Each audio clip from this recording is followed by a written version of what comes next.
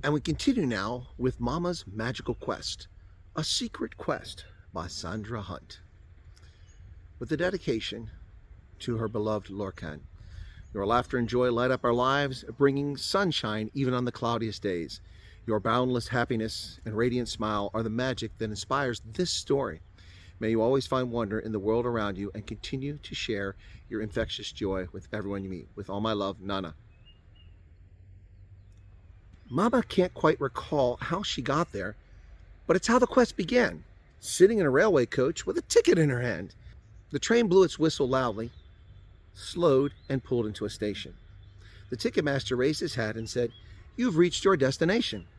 "Well, thank you, sir," your mama said, in a voice just as formal. She accepted the suitcase he offered as if this was quite normal. As she descended to the platform, it was quiet as can be. She looked up and down and wondered, who will be here to welcome me? But she couldn't find a soul in sight, so she found herself a seat and perched herself upon it with the suitcase at her feet. "I'll just sit here and wait a while. Perhaps they're running late. I wonder what's in the suitcase. I should investigate." It wasn't very heavy as she pulled it to her knee. There were 2 silver fasteners. They clicked as they came free. Never in her wildest dreams could your mama have envisioned that such a little suitcase could hold all of those provisions. They spilled out of the suitcase to the bench and then the floor, cakes and pies and blueberries, cheese and ham and more. She tried to close the suitcase, but the lid would not be closed. There has to be a magic word, she finally supposed. She first tried abracadabra, but no, that didn't work. The food kept spilling out of the case. It was going quite berserk. It was piling up around her.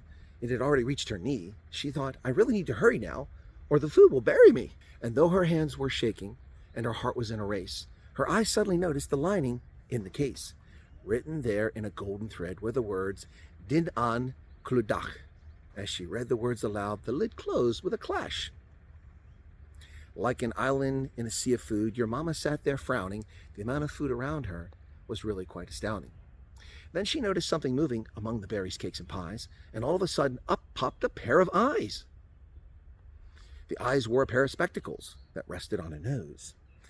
A pair of whiskers followed before a mouth and chin arose. Why, it is a meerkat, thought your mama. A meerkat wearing specs? This day is really weird. Whatever will happen next? The nose twitched and sniffed the air, then turned in your mom's direction. The meerkat broke into a smile as her eyes made a connection. "Is it really you?" the meerkat cried. "I can't believe my eyes. I could do a double somersault. There is such a great surprise." "Well, yes, it is me," Mama replied, "although I stand to be corrected. A human girl on a magical quest. Is that who you expected?" "Just the one," the meerkat beamed, with a happy dance and cheer. Then he shouted out with all his might, "Come out, guys, she's here!" The silence on the platform broke about that very second. Food was tossed as heads appeared in every direction. It seemed they had expected her. One held a welcome sign. The air was filled with happiness. It bubbled like fine wine. There was a wife for Mr. Meerkat and about 7 pups in tow, at least a dozen rock rabbits, and some creature I don't know. The creature scurried past a beaver. Mama thought that it looked scared. It was like a mouse with a long blue trunk who had a test and was unprepared. The beaver paid no heed to it. He appeared struck, quite dumb. With his jaw hung low, he stood dead still, just gaping at your mum.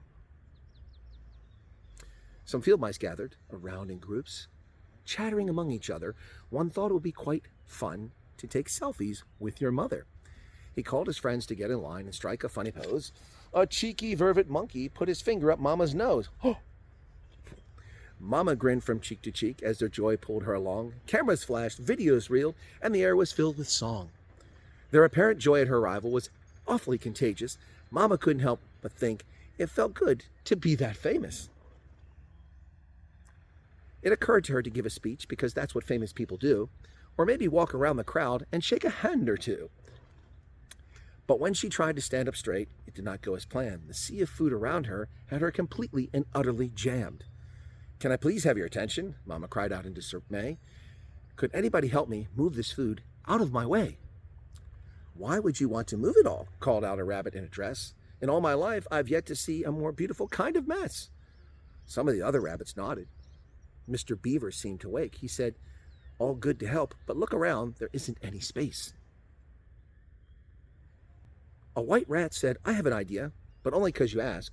Could we eat from here to there and carve you out a path?"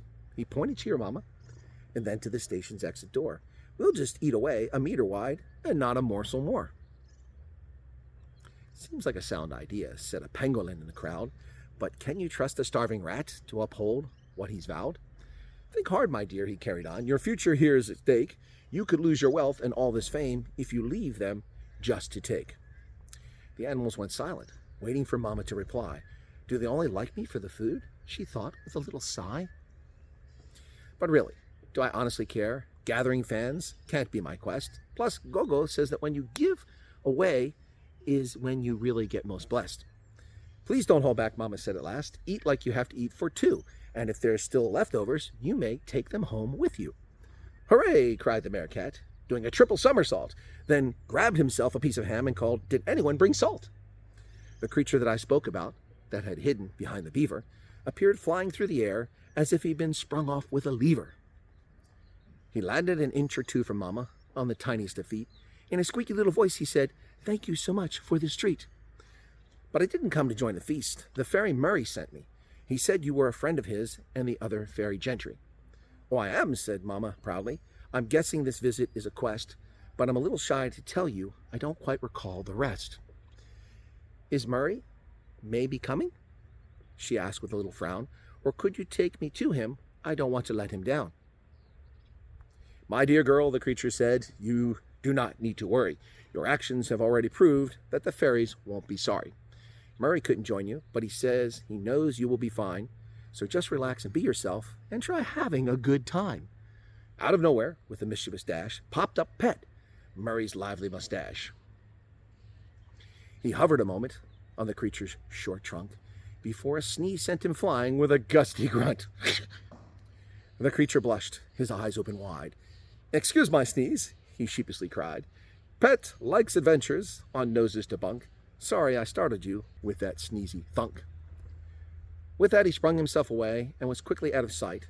Mama noticed her belt of food no longer felt as tight. She wriggled a little bit and a little bit more, and much to her delight, after a few more wiggles, she could stand herself upright.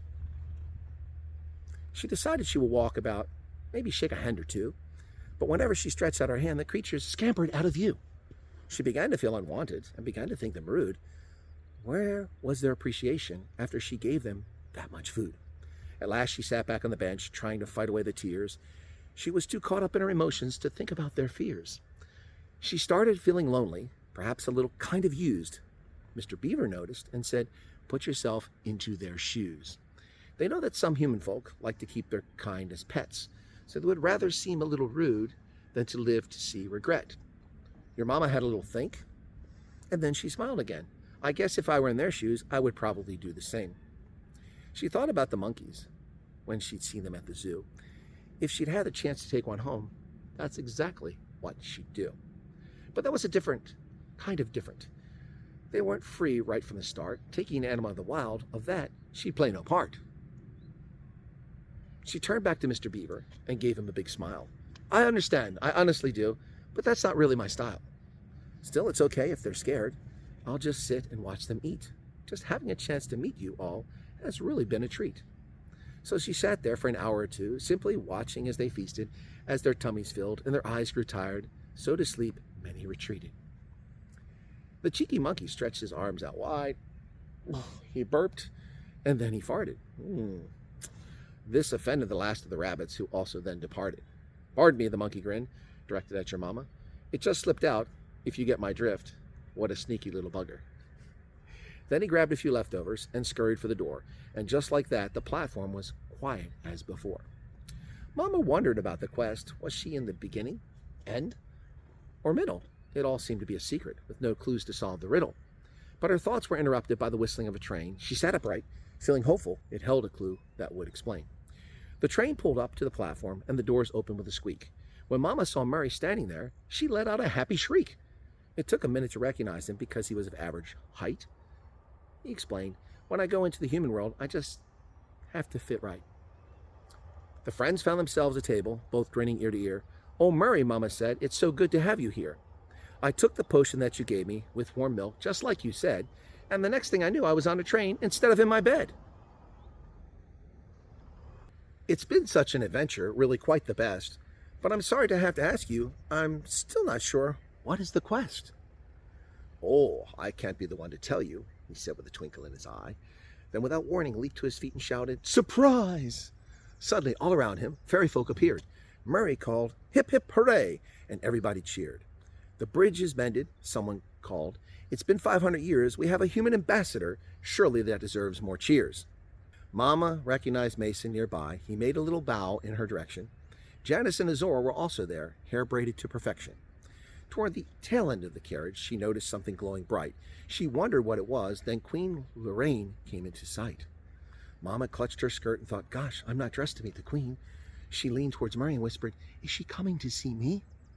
Murray nodded and stepped to the side. To make room for the Queen, she emerged, an aura so bright in her gown of velvet green. The train had now gone silent. All eyes turned their way. Mama thought about the quest and wondered what to say. "Just relax," she told herself. "You know you did your best. And if it hasn't started yet, she will remind me of the quest." Queen Lorraine was smiling as she reached for Mama's hand. "I know it's been confusing, child, so let me help you understand. That potion we gave you removed a veil from your sight. The veil was put in place over all mankind, back at the Great Divide. It lets you hear the animals talk, yet you did not seem to care. Never once did you try to capture them or take them anywhere. You were given fame and fortune, but it did not go to your head. Even when cautioned against it, you went ahead and shared. The quest, you see, was just a test. We had to put you through. We kept the veil a secret to test your heart is good and true. You've passed with flying colors, so I'm very pleased to say the elders have decided we don't need to move away. You will be our bridge to humankind, a beacon shining light, showing that all humans can change their ways and make things right." Any words that may have followed were lost in the crowd's cheer. "Hooray, hooray," they shouted. "We're not moving anywhere." That was the first of many an adventure starting in that baobab tree. There were many more to follow, of that I guarantee.